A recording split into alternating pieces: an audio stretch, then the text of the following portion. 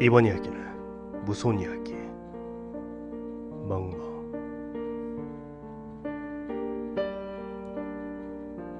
그놈을 사게 된 건 행운이었다. 세상에, 말하는 동물이라니. 더구나 놈은 갯가동물이었다. 멍멍 짖는 그 개. 세상 어디에도 말하는 개는 없겠지. 우리가 아는 개들은 그저 멍멍, 낑낑, 혹은 으르르, 목 울 때를 긁어대는 소리를 낼 뿐이니까. 그러니까 놈은 진짜였다. 말하는 흉내를 내도록 조련받은 그런 구간조 따위와는 차원이 다른 진짜, 정말로 말할 줄 아는 동물. 그런 귀한 놈을 5일장 시장 바닥에서 발견했다면 누가 믿어줄까? 암컷은 3만원, 수컷은 2만원, 말만 잘하면 만원 지폐 한 장 내도 거래가 성사되는 그런 곳에서 놈은 주름이 자글자글한 노인 앞에서 오들오들 떨고 있었다. 눈 녹은 물로 질척거린 시장 바닥 위에서 한 겨울 찬바람을 막아줄 것이라고 귀퉁이가 찌그러진 그런 라면 박스가 전부였다. 노인의 무심함 속에서 방치된 4대 마리 새끼들은 멀리서 보기에도 심하게 떨고 있었다. 처음 놈을 쳐다본 건 그 작은 몸짓 때문이었다. 어동통한 제 형제들에 비해 왜소한 몸은 어찌 앙상하게 느껴지기까지 했다. 다른 배에서 나온 놈을 섞어놓은 것 마냥. 그런데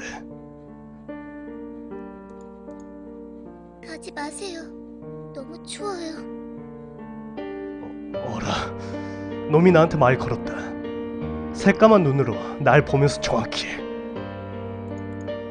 절 사주세요. 하면서 그 목소리엔 어색함이라고는 없었다. 날 때부터 말하는 법을 터득한 것처럼. 심지어 사람의 새끼도 갓 태어났을 적에는 그저 응리응리 울 줄만 아는데도 너무 숨쉬는 것처럼 자연스럽게 사람의 말을 내뱉었다. 까맣고 순진한 누나를 이리저리 굴리면서 스스로를 사달라고 나에게 애원을 했다. 당황한 탓에 추위에 언 뺨이 어색하게 일그러졌다. 저를 데려가 주세요. 짖지도 않고 배설물도 아무데나 놓지도 않을게요. 내가 지금 뭘 듣고 있는 거지? 뭘 들은 거야? 저 개가 말을 한 거야? 저 이봐요 할아버지, 분명 들으셨죠? 내가 미친 게 아니고. 개 주인인 노인은 무심하게 담뱃불을 빨아들였다. 너무 뿌연 담배 연기를 얼굴로 맞으며 애원의 눈초리로 날 올려다보았다. 드디어 노인이 입을 열었다. 3만원. 암컷 3만원, 수컷이 2만원. 그제야 나는 놈이 암컷임을 깨닫게 되었다. 하기야 암수가 무슨 상관이었을까? 말할 줄 아는 놈인걸. 놈은 다급하게 손가락 하나를 접었다. 2만원 줘. 더는 안 돼. 커서 새끼 낳으면 내다 팔면 되니까. 에? 새끼 낳을 때까지 크기나 할까. 내일 죽어도 이상하지 않을 비쩍 마른 놈을. 나는 구겨진 지폐 2장을 내밀었고 노인은 까만 비닐봉지를 내밀었다. 그 봉지 속에서 놈이 주둥이만 빠끔 내밀고 속삭였다. 고마워요. 나는 미심쩍게 봉지를 들어올렸다. 가다가 찢어지면 어쩌려고요 하려는 말이 목구멍으로 도로 들어갔다. 워낙 작은 몸이라 무게조차 거의 느껴지지 않았기 때문이다. 달랑거리면서 봉지를 흔들며 집으로 갔다. 놈은 집에 도착할 때까지 쥐죽은 듯 웅크리고 있었다. 낑낑거리거나 끙끙거리거나 개들이 낼 법한 소리도 천천히 좀 가라고, 사람 말할 줄 아는 개가 낼 법한 소리도 내지 않고 집에 도착하자마자 놈을 봉지에서 꺼내주었다. 놈은 짧은 다리로 조용히 집안을 탐색하기 시작했다. 현관부터 시작해서 한 칸짜리 방, 싱크대 주변, 화장실의 타일까지 샅샅이 앞으로 자기가 살 집인 걸 아는 것처럼 하여간 영특한 놈이었다. 이 빌라는 애완동물 키우는 게 금지돼 있어. 무슨 뜻인지 알아? 너 같은 동물 키우는 걸 막아놨다는 거야. 네가 여기 산다는 걸 들키면 나까지 길바닥을 쫓겨난다고. 그런데 널 데려온 건 네가 부탁했기 때문이야. 그러니까 알겠지? 어? 네, 아무 소리도 내지 않을게요. 놈의 순전적인 말투가 단번에 내 마음을 사로잡았다. 난 놈의 가벼운 몸을 들어올렸다.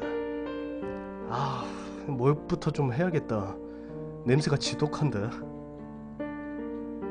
아주 어릴 때 개를 키운 적이 있다.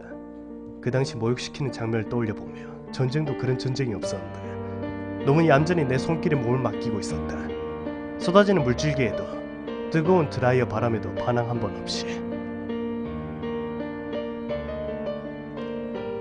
저기 네 이름 말인데. 대답이 돌아오지 않았다. 너무 어느새 잠들어 있었다. 내 다리 사이에 몸을 웅크리고 뽀송뽀송한 털을 손가락으로 가만히 쓸어 넘겼다. 머릿속에 수만 가지 이름이 떠올랐다가 사라지길 반복을 했다. 하지만 그 어느 것도 입 밖으로 낼 수가 없었다. 사람 말을 할 줄 아는 개에게 이름을 붙여주며 정말로 사람이 되어버릴 것 같은 그런 말도 안 되는 망상 때문이었다. 비겁하지만 그것이 놈이 암컷이래도 바로 놈이 된 까닭이었다. 한숨 잘 자고 일어난 놈은 우유에 불린 밥알을 개걸스럽게 먹어치웠다. 먹는 것도 싸는 것도 노는 것도 조용한 놈이었다. 그렇게 놈과 나의 조용한 동거가 시작되었다.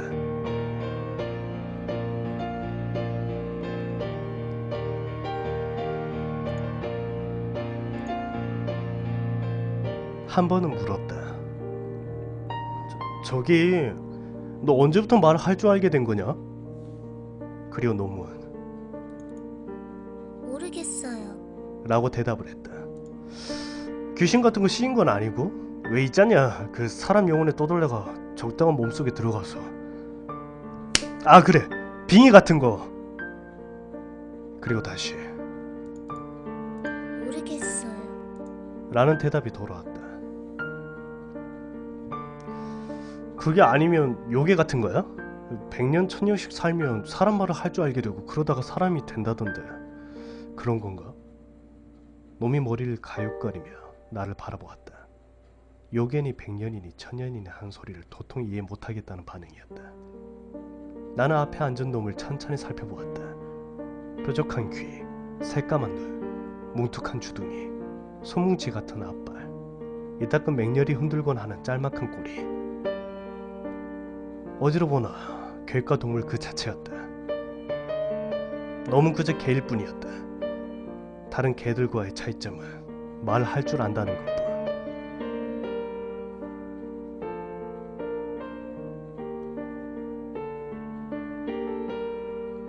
필름이 끊길 정도로 술을 마시고 들어온 날이었다. 이상한 느낌에 눈을 떠보니 작은 혓바닥이 손을 핥고 있었다. 너무 어쩔 줄 몰라 하면서 내 주변을 맴돌았다. 까만 눈 주위로 번져있는가 분명 눈물이었다. 죽은 줄 알았어요. 현관에 들어오자마자 쓰러져서 잠든 모양이다. 타는 듯한 갈증이 느껴졌다. 오는 길에 편의점에 들렸던 기억이 스쳐 바닥에 나뒹굴고 있는 봉지를 끌어당겼다. 그런데 웬걸 소시지만 한가득 들어있었다. 내가 좋아하는 안주거리이자 놈이 좋아하는 간식거리였다. 껍데기를 벗겨내서 내밀었다. 다른 때 같았으면 덥석 물었을 놈이 냄새도 맡지 않았다. 다만 안절부절 못하며 내 주위만 서성거렸다.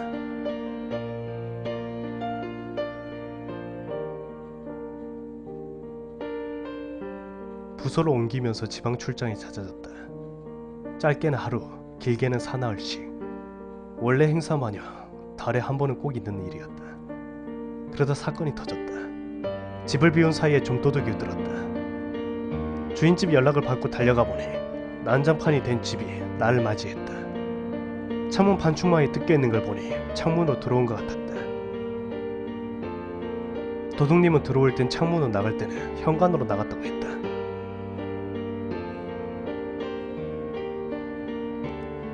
현관문이 열려 있어서 들여다보니까 집이 엉망이 된 거야. 위층에 사는 주인집 아주머니는 이 집 저 집 참견하기를 좋아했다. 사라진 물건을 헤아려 보았다. 1년 넘게 모아놨던 저금통, 서랍에 두었던 카드 2장, 그 옆에 있었을 5만원권 4장, 중요한 날에만 있는 정장 2벌, 작아서 들고 가기 편한 전자기기들, 그리고 강아지 한 마리. 정신이 번쩍 들었다. 또 없어진 건 없습니까? 젊은 경찰관이 재촉하듯 물었다. 저 문이 완전히 열려 있었습니까? 그렇대도. 그러니까 내가 이상해서 들여다봤지. 잠깐, 근데 이게 무슨 냄새야? 아주머니의 눈이 세모꼴로 변했다. 총각, 혹시 개 키워? 눈치뿐 아니라 후각도 100점 만점의 100점. 사료봉투가 들어있는 부엌 천장은 닫혀있었다. 난 도리질 치며 발뺌했다. 그럴 리가요.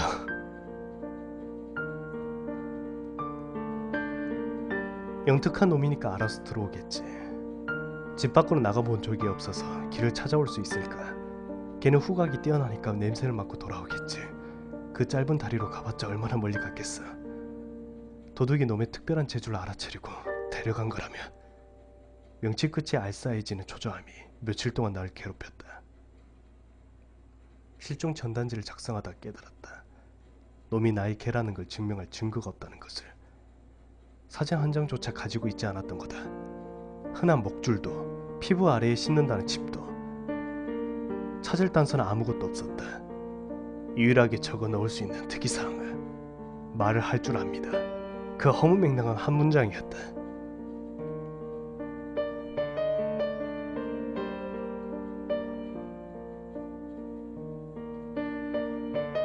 계절이 바뀔 쯤 놈이 돌아왔다. 건물 입구에 웅크리고 누워있다가 나를 보고 고개를 번쩍 들었다. 어쩌다 다쳤는지 다리를 쩔뚝거렸다. 한쪽 눈은 퉁퉁 부어있기까지 해서 병원에 데려갈 수밖에 없었다. 수의사가 여러가지 질문을 던졌다. 나이, 성별, 이름. 그중 정확하게 대답할 수 있는 것은 하나뿐이었다. 놈이 암컷이라는 것. 의사의 비난 어린 시선 속에 나는 거짓말을 늘어놓았다. 유기견을 데려왔노라고. 그 한마디의 무책임한 견주에서 도덕심이 살아있는 시민으로 탈바꿈했다. 나는 놈을 힐끗거렸다. 놈이 당장이라도 외칠 것 같았다. 거짓말. 당신이 내 주인이잖아. 여태 이름도 지어주지 않았잖아. 하지만 놈은 멀쩡한 한쪽 눈으로 그저 물끄러미 유리창 너머를 바라보고 있었다.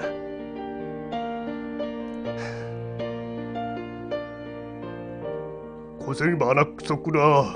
말 못하는 동물이긴 해도 이렇게 다쳐오는 아이들을 보면 불쌍하죠. 그래도 운이 좋네요. 이렇게 좋은 주인이 생겨서. 놈의 상태를 진찰하던 수의사가 아이고. 난감한 듯 혀를 찼다. 저 새끼를 뵀네요.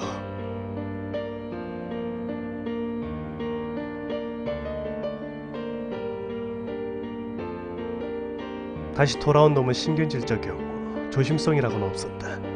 놈이 불편해진 탓에 예전처럼 재빠르게 움직이지도 못했고 여기저기 부딪히는 일이 잦았다. 전에 없이 낑낑대기도 하는 모양이었다. 길거리에서 생활하는 아이들은 혼자 있으면 불안해서 그런 경우가 있다고 설명을 해주었지만 그렇다고 놈의 행동이 정당성을 부여하는 건 아니었다. 혼자 사는 건물이 아니었고 더구나 이 건물은 소음에 취약했다. 소음도 소음이지만 애완동물 출입 금지라고 큼지막하게 쓰여져 있는 빌라라며 용납되지 않는 소리가 있었고 내가 있을 때는 잔잔한데 했지만 문제는 출근하고 나서였다. 출퇴근길에 마주치는 이웃들의 그 시선, 주인집 아주머니의 무언의 압박이 이어졌다. 퇴근에 돌아와 보니 계단에서부터 내 발소리를 눈치챈 놈이 야단이었다. 좁은 복도에 문 긋는 그런 소리가 크게 울려대었다.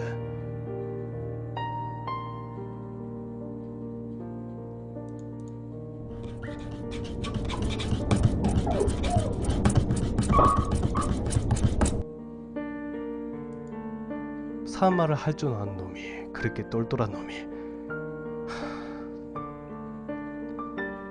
너 지금 일부러 그러는 거지? 일부러 날 괴롭히는 거야. 그렇지? 네가 네 발로 나간 거잖아. 내가 쫓아낸 게 아니라고. 현관문을 열자마자 놈이 정신사납게 내 주변을 맴돌아댔다. 동그란 배를 물끄러미 내려다보았다. 짧은 다리 때문에 배가 이젠 땅에 닿을 듯 솟아있었다. 커서 새끼 남은 내다 팔면 되니까. 에? 시장에서 놈의 첫 번째 주인이었다. 노인이 했던 말이 귓전에 메아리쳤다. 놈이 2만원짜리 수컷이 아니 3만원짜리 암컷이었다는 사실이 피부로 가깝게 다가왔다. 제 아무리 사람 말을 할 줄 아는 그런 영특한 개였어도 사지 말았어야 했다는 생각이 문득 들었다.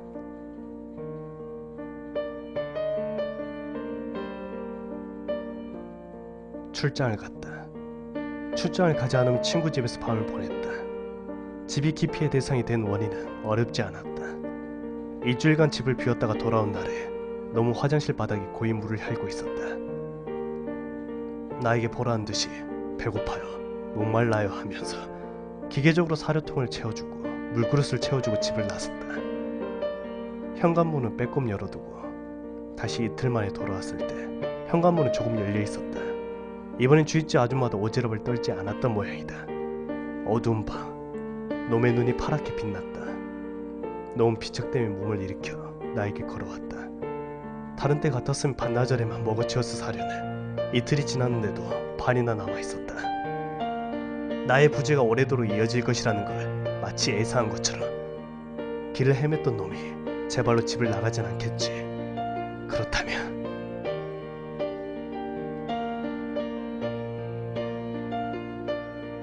두 달 만에 집에 돌아왔다. 주인집 아줌마는 벌맨 소리로 썩는 냄새가 난다고 그렇게 민원이 들어왔다고 했다. 그 말 들으니 기묘한 환희가 느껴졌다. 말대로 현관 앞에서부터 지독한 냄새가 풍겼다. 냄새는 안으로 들어서자 한층 더 더욱더 강해졌다. 악취의 원흉을 찾는 데 시간이 걸리지도 않았다. 한 칸짜리 방이었으니까. 너무 침대 위에 웅크리고 있었다. 앙상한 갈비뼈가 처음 놈을 만났을 때 그 날을 떠올리게 했다. 이불은 갈색 얼룩으로 엉망이었다. 피가 말라붙은 자국이었다. 형체를 알아보기 힘든 주먹만한 크기의 핏덩이들이 놈의 주변에 떨어져 있었다. 텅 빈 사료통과 물그릇 주위로 날파리가 날아다녔다. 이불이고 매트리스고 싹 다 버려야 할 지경이었다. 하지만 문제될 건 없다. 내 손에 이미 고무장갑과 쓰레기 봉투가 준비되어 있었으니까. 이불 채로 들어온 순간 놈이 눈코풀을 들어올렸다. 눈이 마주친 시간은 불과 1, 2초였지만 너무 말을 할 줄 아는 개였기 때문에 그 목소리 많은 쓰레기 봉투를 비집고 흘러나왔다. 놈이 마지막으로 말했다. 미워. 라고.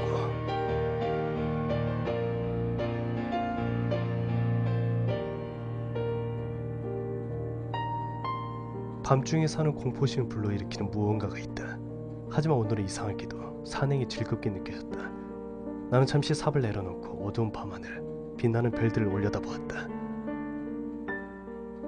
놈은 다 자라서도 몸집이 작았기 때문에 구덩이를 크게 팔 필요가 없었다. 마지막 흙을 퍼서 덮기까지 1시간이면 충분했다. 그 자리에 서서 흙내나는 손으로 담배를 피워 물었다.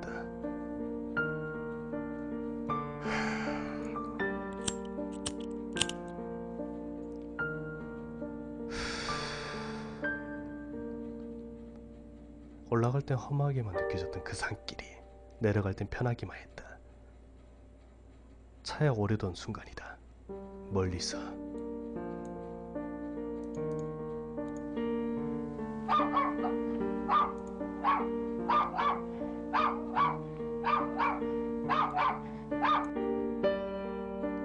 개 짖는 소리가 들렸다. 놈을 키운 이래로 처음 듣는 제대로 된 짖는 소리였다. 너무 굳이 짖지 않아도 제 의사를 표현할 줄 아는, 말을 할 줄 아는 개였으니까. 집에 돌아오자마자 몸을 씻고 집을 청소했다. 그리고 두 번째 샤워를 하고 나서 이불이며 매트리스조차 없는 살풀경한 그런 방을 둘러보았다. 어딘지 삭막하게 느껴졌다. 나는 홀린 듯 컴퓨터를 켜고 애견 카페에 접속했다. 수많은 분양글이 실시간으로 업로드되고 있었다. 수십 가지 종의 가양각색의 게시글이 올라오고 있었지만 그저 어디에도 말을 할 줄 아는 개에 대한 그런 이야기는 없었다. 문득 생각했다. 이번에는 품종 있는 개를 키워볼까. 시장 바닥에서 떨이처럼 내다파는 놈이 아니 족보가 딸린 품이 있는 놈으로. 덩치도 좀 있고 털은 윤기가 반지르르 해야 하고. 그래, 새끼별 걱정이 없는 수컷이 좋겠지. 물론 이번에는 말을 할 줄 아는 그런 놈이 아니 할 줄 모르는 놈으로.